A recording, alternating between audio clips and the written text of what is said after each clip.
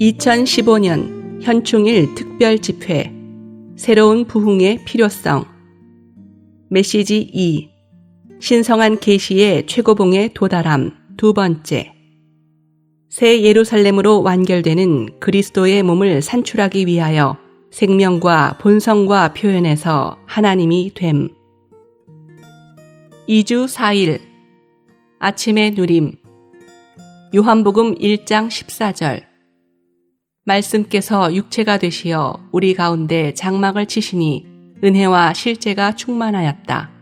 우리가 그분의 영광을 보니 아버지에게서 온 독생자의 영광이었다.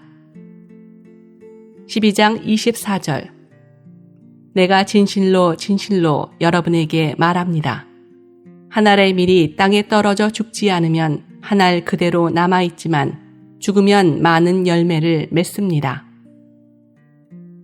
우리에게 있는 한 가지 분명한 부담은 성경 가운데서 유일하고 가장 높고 가장 깊으며 가장 비밀하고 가장 영광스러운 한 가지 주제에 초점을 맞추는 것입니다.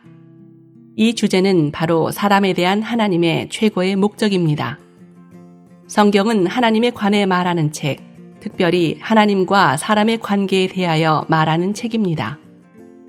하나님과 사람의 관계에서 우리는 하나님께서 마음의 갈망과 목적을 갖고 계심을 볼 수 있는데 그것은 바로 하나님 자신이 사람이 되시고 사람을 하나님이 되게 하시어 하나님과 사람 이 둘을 서로 완전히 똑같이 되게 하시는 것입니다.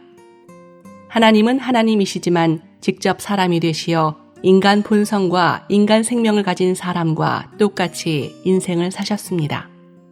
사람은 사람이지만 하나님은 사람을 그분과 똑같이 만들기를 원하십니다. 즉 사람이 그분의 위격에는 참여하지 못하지만 생명과 본성에서 그분과 같은 유가 되고 같은 모양이 되기를 원하십니다. 이렇게 하여 그분의 속성들은 우리의 인간 미덕들이 되고 그분의 영광스러운 형상은 우리를 통해 표현되고 살아 나타나게 됩니다. 결국 이 우주 가운데서 하나님과 사람은 한 쌍의 부부가 됩니다. 이 한 쌍의 부부는 사람 같아 보이지만 사실은 하나님입니다. 오늘의 읽을 말씀 그분은 하나님이시지만 인성을 취하셨고 사람의 몸을 입으셨으며 사람의 생명을 가지고 사람들과 함께 거하며 사셨는데 이것의 목적은 그분께서 선택하신 사람들을 그분과 똑같이 만드시는 것이었습니다. 이처럼 이 사람들은 비록 사람이지만 하나님의 신성한 생명과 본성을 갖고 있습니다. 생명과 본성에 있어서 사람과 하나님은 같은 유가 되었습니다. 결국 그분은 우리를 낳으셨고 우리는 그분에게서 태어났습니다. 그분은 하나님이시고 우리의 인간 본성을 소유하셨습니다. 마찬가지로 우리는 사람이며 동시에 그분의 신성한 본성을 갖고 있습니다. 그러므로 이 둘은 하나님이시지만 인성을 갖고 계시고 사람이지만 신성을 갖고 있습니다. 이 두 본성과 두 생명에 의해 하나님이 직접 사람과 연합되셨는데 이것은 그분의 신성한 생명이 사람들 가운데 인성을 통해 살아 나타나고 그분께서 구속하신 사람들이 그분의 신성을 소유하여 그분의 신성 안에서 부활하고 높여진 인성을 통해 하나님의 모양을 살아 나타내기 위한 것입니다.